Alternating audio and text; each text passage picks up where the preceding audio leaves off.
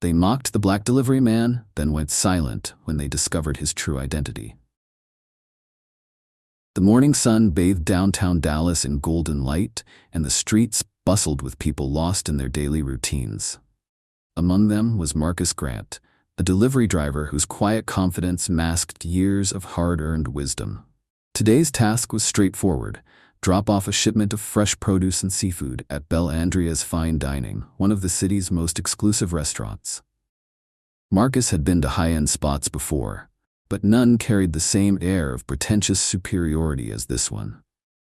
He guided his delivery truck into the back alley, where towering silver doors marked staff only, and began unloading his dolly with practiced efficiency. But as he approached the entrance, faint laughter seeped through the walls, the unmistakable sound of mockery. He'd heard that sound before, the laughter of people who assumed too much and knew too little. Brushing it off, he knocked on the door. When it opened, Victor Langston, the restaurant's head chef, barely glanced at him before wrinkling his nose as if the mere sight of Marcus disrupted the delicate balance of his pristine kitchen. "Deliveries are supposed to come earlier," Victor snapped, his tone laced with irritation. Marcus held up the invoice, his face impassive. "Right on schedule, fresh seafood and organic greens, just like you ordered." Victor barely acknowledged him, waving him inside with a dismissive flick of his wrist. As Marcus maneuvered through the gleaming kitchen, he could feel the weight of judgment pressing down on him. Staff whispered, exchanging smirks, as if his presence alone disrupted the restaurant's fragile ecosystem. "Guess they'll let anyone deliver here," someone muttered. Another voice chimed in, "Bet he couldn't even afford to eat here, let alone walk through the front door." Laughter followed. Marcus said nothing. He'd heard worse. But what they didn't know was that they were laughing at the man who owned the very restaurant they worked in. He stacked the crates neatly, his hands steady despite the quiet storm brewing inside him. He'd spent years working in restaurants, from the dish pit to the executive suite. He had built an empire from the ground up, not with arrogance, but with resilience. And today, these people were about to learn a lesson in humility. As he handed the signed invoice to Victor, the chef barely acknowledged him. "You can go now," he said curtly. Marcus paused, then gave a slow, knowing smile. "Oh, I'll be back," he said, voice even. "And next time, things will be different." Morning's encounters still clung to him. The whispers, the judgment, the sheer arrogance of people who thought they had the world figured out. It was nothing new, but it still left a bitter taste. He had spent years working his way up in the industry, and he knew exactly what kind of environment thrived in places like this. Entitlement, superiority, an obsession with status over substance. What the staff didn't realize, though, was that they had just spent the morning mocking their own boss. As Marcus navigated through the city streets, his thoughts drifted to the meeting scheduled for that afternoon. At precisely 3 p.m., the entire Bel Andrea team would be gathered in the dining room to meet the restaurant's new owner. He had intentionally kept his identity under wraps, preferring to observe how the staff functioned when they thought no one important was watching. And what he had seen was disappointing. Not just the way they had treated him as a delivery driver, but the way they carried themselves, the arrogance, the dismissiveness, the assumption that status gave them permission to look down on others. That wasn't the kind of restaurant he intended to run. Pulling into the parking lot of his corporate office, Marcus stepped out of his truck and checked his watch. He had just enough time to review his notes before heading back to Bel Andrea's, but this time, not as a delivery driver. His assistant, Rachel, greeted him at the entrance, holding a tablet filled with reports. "Everything is in place for the meeting," she confirmed.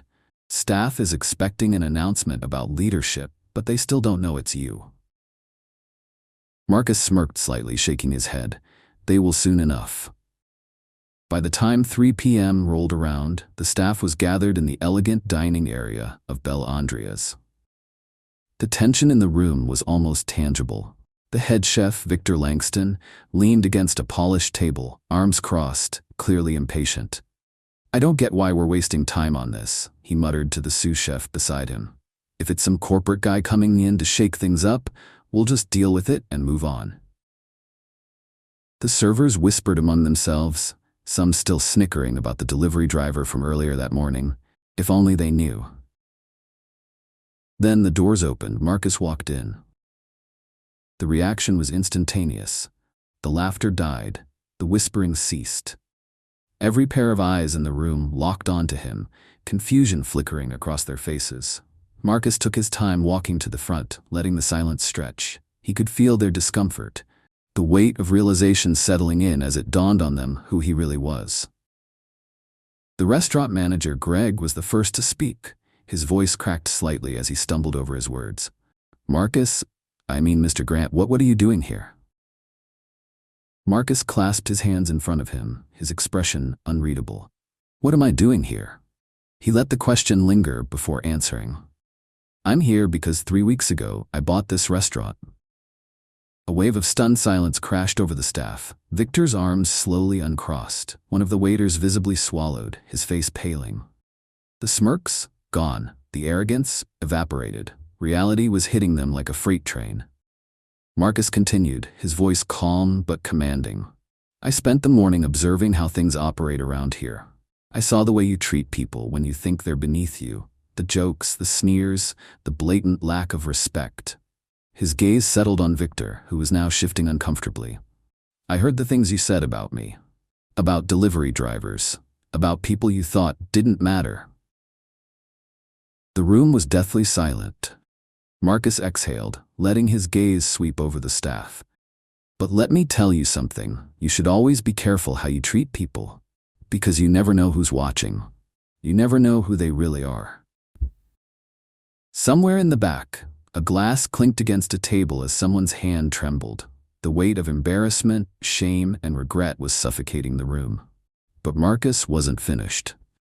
Respect isn't reserved for those in suits and titles. It's for everyone.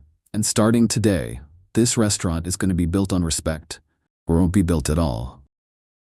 Victor Langston, usually brash and confident, now looked at the floor, his jaw tight. The waitstaff avoided eye contact. Even Greg, the manager, seemed to shrink under Marcus's gaze. This wasn't just a lesson, it was a wake-up call, and Marcus Grant had just turned their world upside down. The silence in the Belle Andrea's fine dining room was suffocating. Every single staff member stood frozen in place, their previous arrogance replaced with an overwhelming sense of dread. Marcus Grant, the man they had spent the entire morning ridiculing, had just revealed himself as their new boss. The weight of that realization hit them like a freight train. Marcus let the silence stretch, allowing them to absorb the gravity of the situation. No one dared to speak. Even Victor Langston, the head chef, whose voice usually dominated the room, remained uncharacteristically quiet. The once smirking servers, who had joked about his appearance and the nature of his work, now stood with downcast eyes, their expressions tense with shame. Marcus finally broke the silence, his voice measured but firm. "Let me ask you something," he said, scanning the room.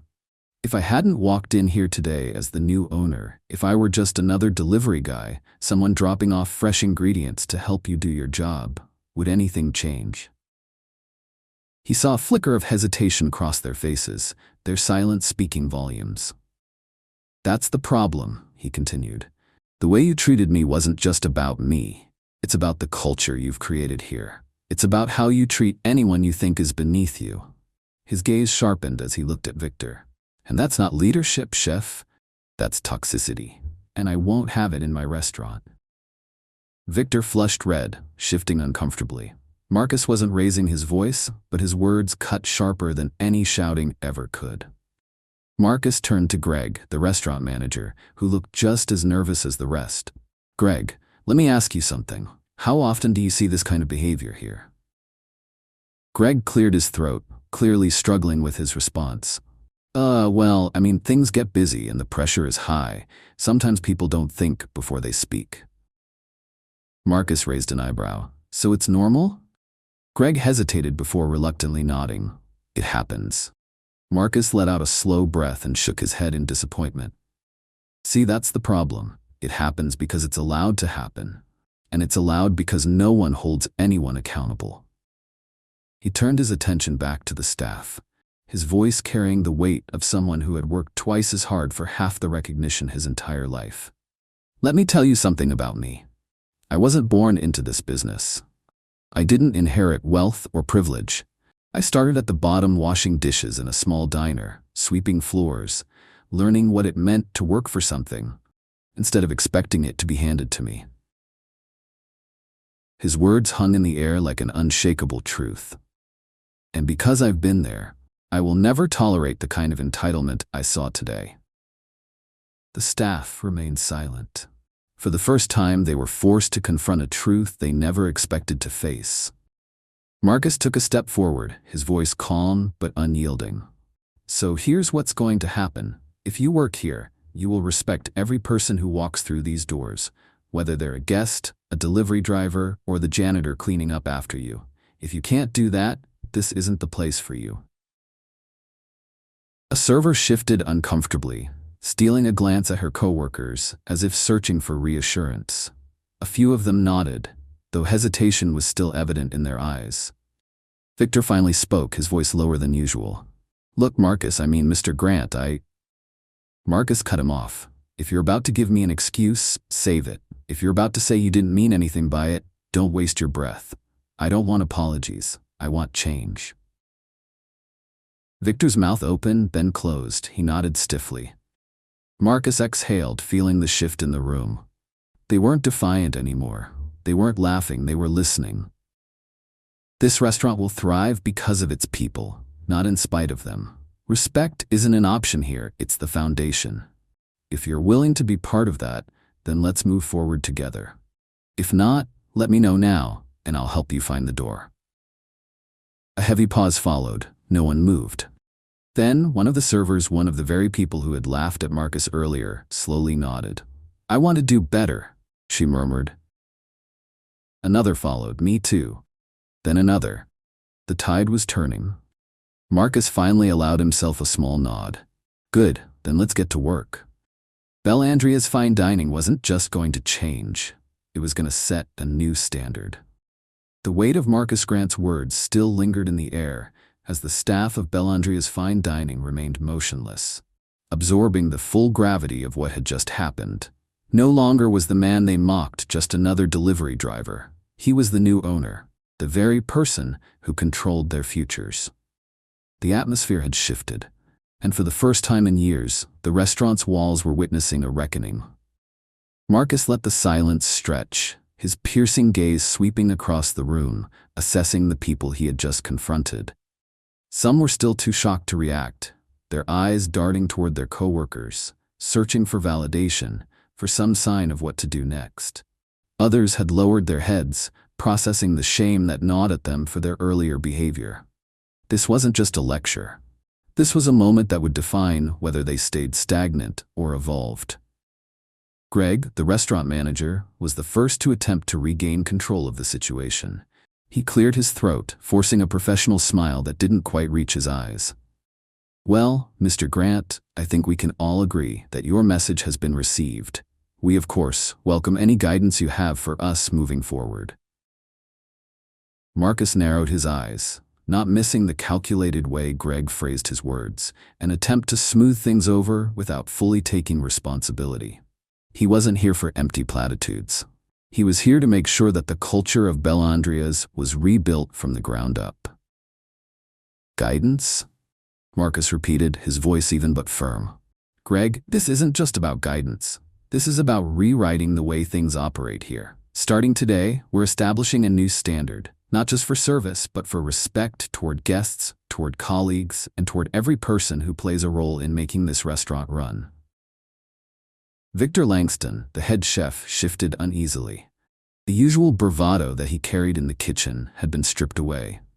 He knew he had played a major role in shaping the arrogance that had festered among his team, and now, in front of the man he had ridiculed, he found himself at a crossroads. He could fight back, or he could evolve.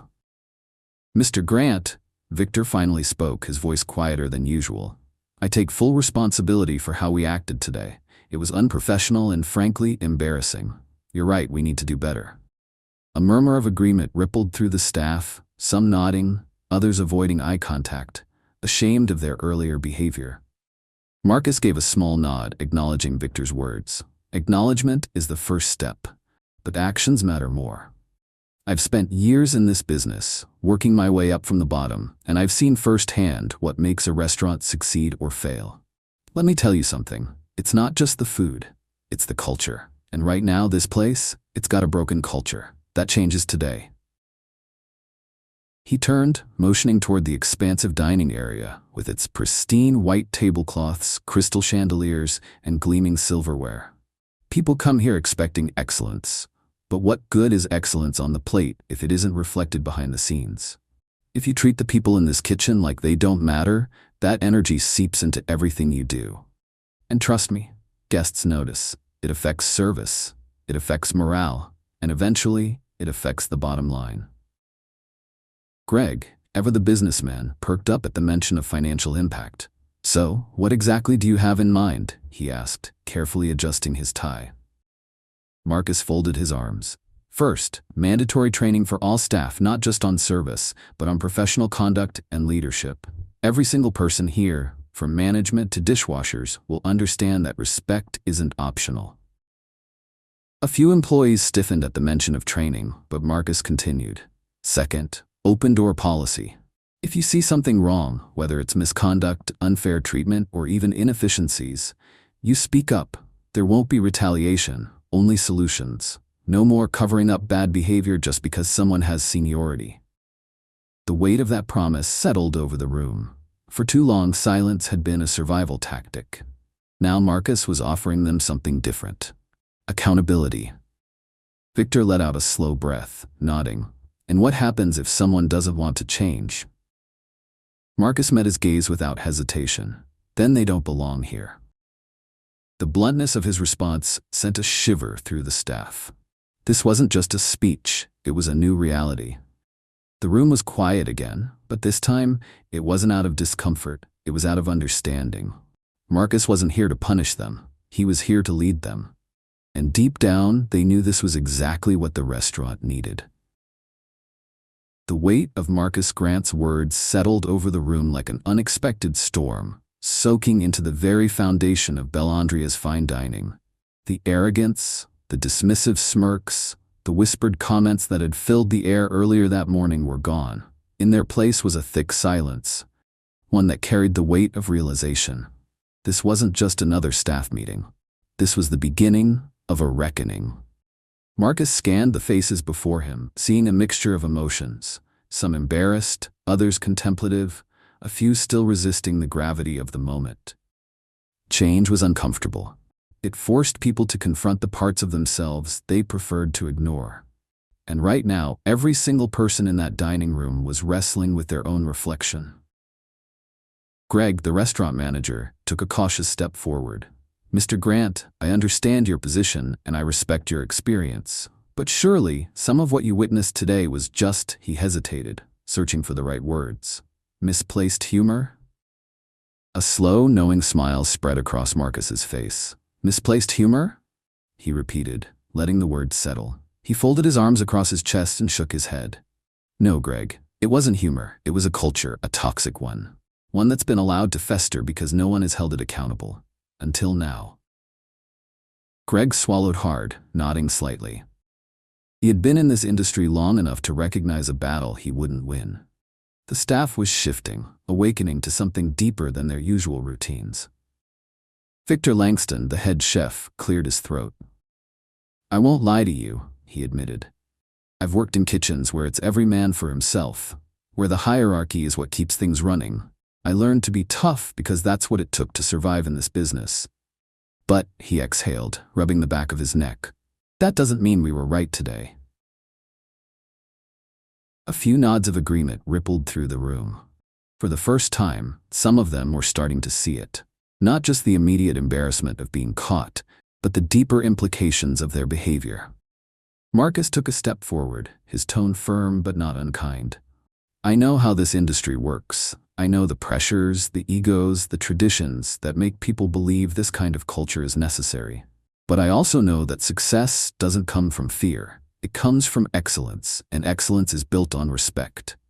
If you don't respect each other, how can you expect your guests to respect this place? Silence, a heavy, thoughtful silence. Marcus let out a slow breath. I'm not asking for perfection overnight, but I am demanding change, and that change starts now. As he spoke, he could feel the first cracks forming in the old ways of Bellandria's, and for the first time that day he saw something new in their eyes. Not fear, not defiance, but the glimmer of possibility. The beginning of something better. Marcus Grant stood at the center of the dining room, his presence commanding, his message clear. This wasn't just about respect. It was about redefining what Bellandria's fine dining stood for. The weight of his words still lingered in the air, pressing down on the staff like a heavy storm cloud about to break. Some stood frozen in embarrassment, others shifted uncomfortably, and a few looked genuinely remorseful. Marcus had seen this before. People struggling with the discomfort of realizing they had played a role in a system they had never questioned. Victor Langston, the head chef, exhaled slowly, his posture still tense. He had built his reputation on discipline, control, and an ironclad hierarchy, not on reflection, not on humility. But in that moment, standing before the man he had dismissed as nothing more than a delivery driver just hours ago, he found himself without words. Marcus met his gaze directly. I don't expect an apology, Chef Langston, he said, his tone measured, but I do expect change, and that change starts with you. The staff turned toward Victor, waiting for his response. Would he fight it? Would he push back? Or would he finally accept what was happening? After a long moment, Victor sighed and nodded. You're right, he admitted, his voice quieter than usual. I didn't treat you fairly today, and I should have. It wasn't a full apology, but it was a start. Greg, the restaurant manager, cleared his throat, stepping forward. Marcus, I know things need to change, he said cautiously. But change doesn't happen overnight. What exactly do you have in mind? Marcus turned to address the entire staff, his expression firm but patient. It starts with breaking bad habits. This restaurant was built on exclusivity, but exclusivity doesn't mean arrogance. It doesn't mean looking down on the people who make this place run. He let that statement sink in before continuing. From now on, we lead with respect. That means no more mocking, no more assumptions, and no more dismissing people because of their role. A dishwasher, a line cook, a delivery driver, they matter just as much as a chef or a manager. Some of the staff nodded, others still looked hesitant. Marcus knew this was going to be a process. Culture didn't shift overnight, but it started with moments like this. Moments where people were forced to see their own reflection and decide whether they liked what they saw. Victor, still holding on to whatever remained of his pride, finally spoke again. And what happens if someone refuses to adapt? Marcus's answer was immediate. Then they don't belong here. Silence, then one by one heads nodded. The shift had begun. As the staff of Bellandria's fine dining slowly began to grasp the reality of the changes ahead, an uneasy tension filled the room. Marcus Grant, their new owner, had not only upended their assumptions, but had also challenged the very foundation of how they operated. Respect wasn't just a demand, it was now a requirement. Victor Langston, the head chef, crossed his arms and let out a slow breath, clearly grappling with the weight of it all. He had spent years cultivating an environment where authority was unquestioned, where the hierarchy dictated everything, from the way orders were given to the way people were treated. But now, the ground beneath him was shifting. And the worst part? He knew Marcus was right. One of the servers, Nina Carter, hesitated before stepping forward. She had been one of the loudest voices in the whispers and snickers earlier that morning, one of the people who had judged Marcus before knowing who he was. Now, she looked uncomfortable, her fingers fidgeting with the edge of her apron. Mr. Grant, she began cautiously, her voice softer than before. I want to be honest, I didn't handle myself well today. Marcus gave a small nod, encouraging her to continue. It's easy to get caught up in how things have always been, she admitted. I guess I never thought about it, about how we treat people who aren't in our immediate circle. Her words rippled through the room. A few other staff members exchanged glances, some nodding in quiet agreement.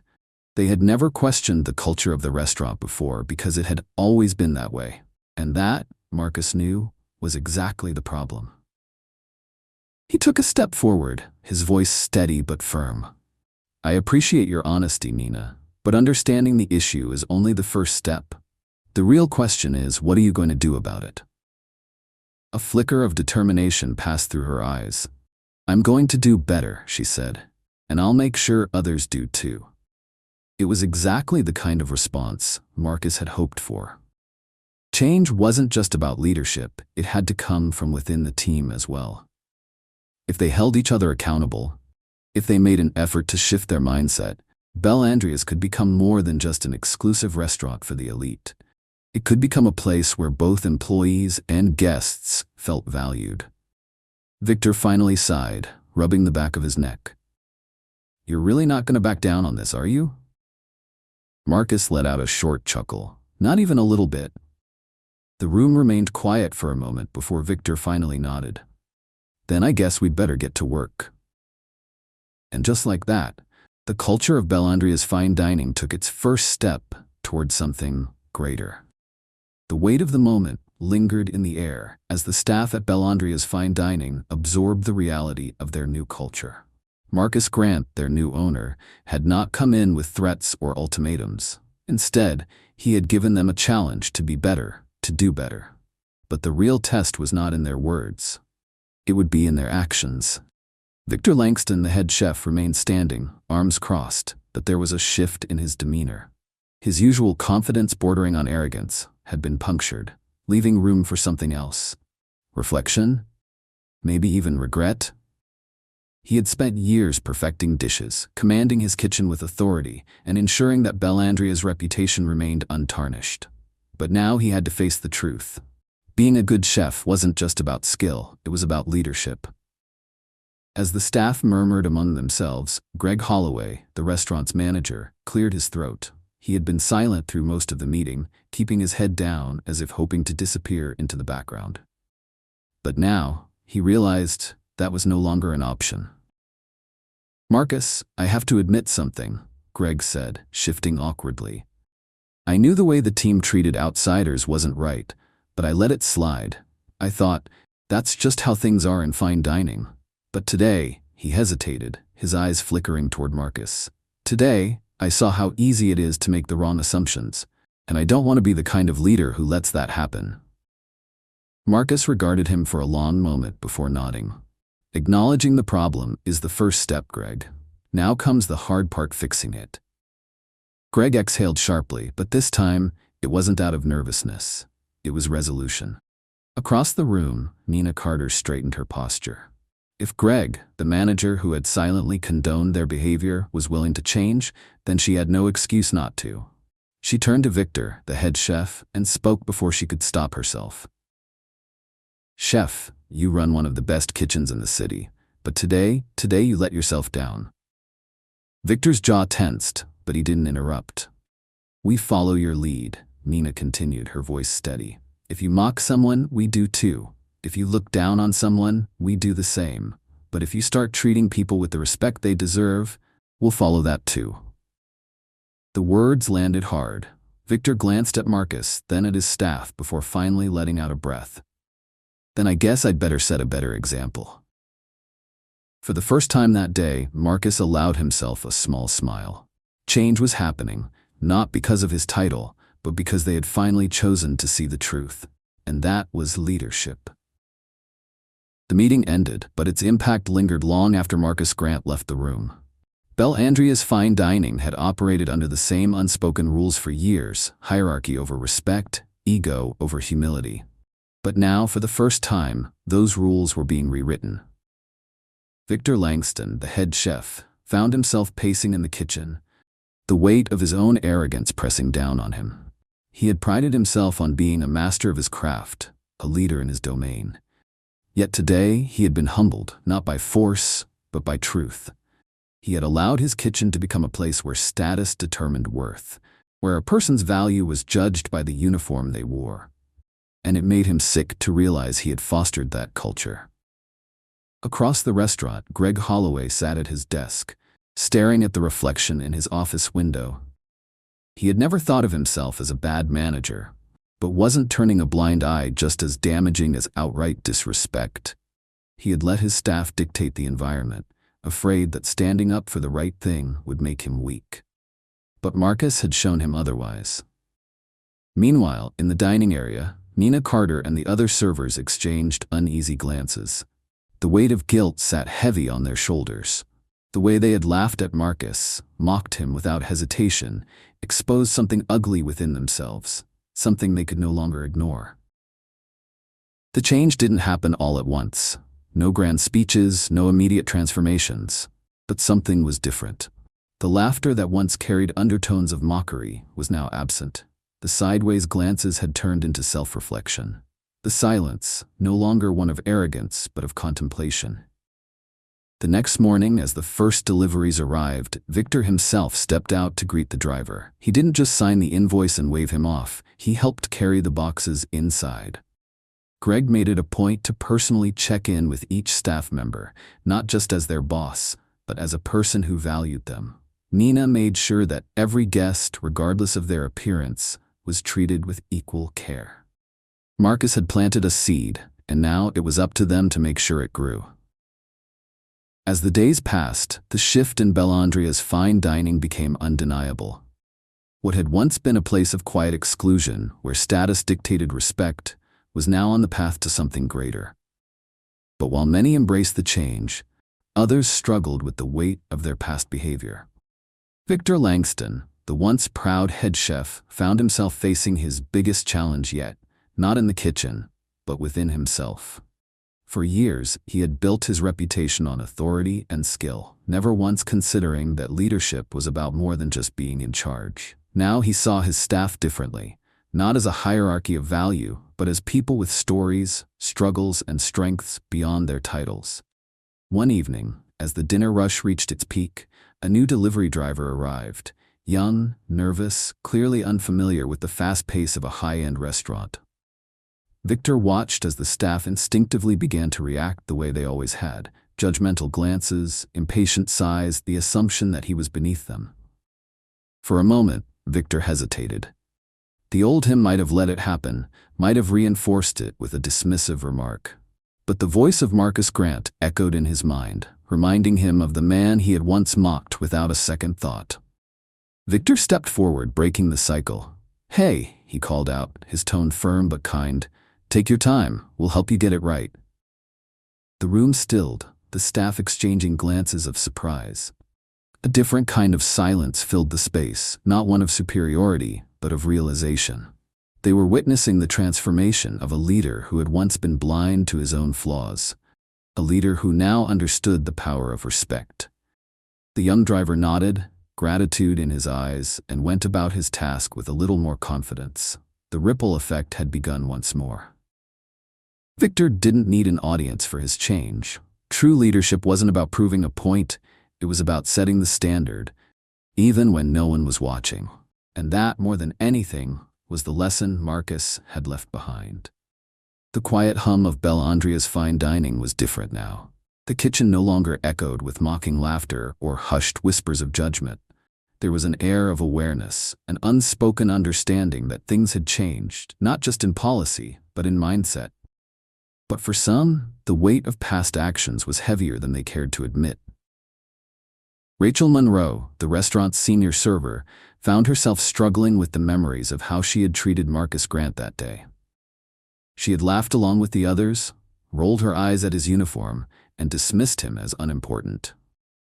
And yet, he had turned out to be the man who now signed her paychecks. One evening, as she was setting tables before the dinner rush, she noticed Marcus standing near the entrance, speaking to a guest. He had that same quiet dignity, that same composed presence, the one she had misjudged so easily. Summoning her courage, Rachel walked over. "Mr. Grant," she said softly. He turned, his expression neutral but not Yes?" She hesitated, the words forming clumsily on her tongue. She sighed, the apology feeling inadequate before she even spoke it. "I just wanted to say that I was wrong. About you. About a lot of things. I should have treated you better." Marcus studied her for a long moment, then nodded. "Thank you for saying that." His response was simple, but it carried the weight of something deeper: acknowledgement, understanding, and perhaps even a second chance. Rachel felt something shift in her chest. It wasn't instant redemption, but it was a step forward. As Marcus turned to leave, Rachel exhaled, realizing that change didn't always come with grand gestures. Sometimes it came in the form of a quiet moment, a humbled heart, and the courage to face the truth. And as she returned to her work, she knew that respect wasn't just something you demanded. It was something you earned.